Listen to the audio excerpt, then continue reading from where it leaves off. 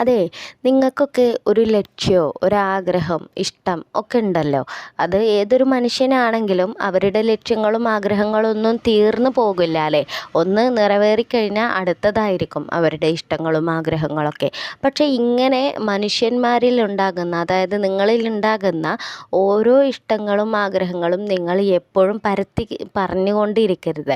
അതായത് എനിക്ക് വലിയൊരു ടീച്ചറാകണം, അതെൻ്റെ ഒരു വലിയ സ്വപ്നമാണ്, അത് ഞാൻ നേടിയെടുക്കും. അങ്ങനെ നമ്മൾ ഒരു വെല്ലുവിളിയായിട്ട് ഒരിക്കലും മറ്റുള്ള ആളുകളോട് പറയരുത്. നിങ്ങൾക്കൊരു ചെറിയ വീട് വെക്കണം എന്ന് ആഗ്രഹമുണ്ട് എന്ന് വിചാരിക്കുക.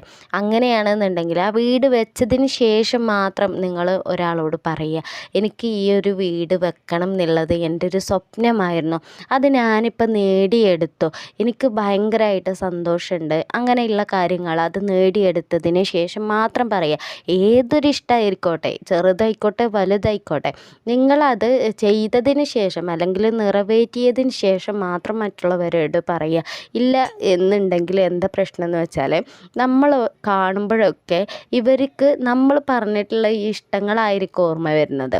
അതുകൊണ്ട് അവരിങ്ങനെ ചോദിക്കും, എടാ നീ ഒരു വീട് വെക്കണം എന്ന് പറഞ്ഞിട്ടുണ്ടായിരുന്നല്ലോ, അതെന്താ ഇതുവരെ സാധിച്ചില്ലേ, നിന്നെക്കൊണ്ടൊന്നും പറ്റില്ലടാ, അങ്ങനെയൊക്കെ പറഞ്ഞ് ചിലപ്പോൾ നെഗറ്റീവായിട്ട് നമ്മളെ അത് പറഞ്ഞ് നമ്മളെ താഴ്ത്തി കെട്ടുന്ന ഒരവസ്ഥ ഉണ്ടാവും.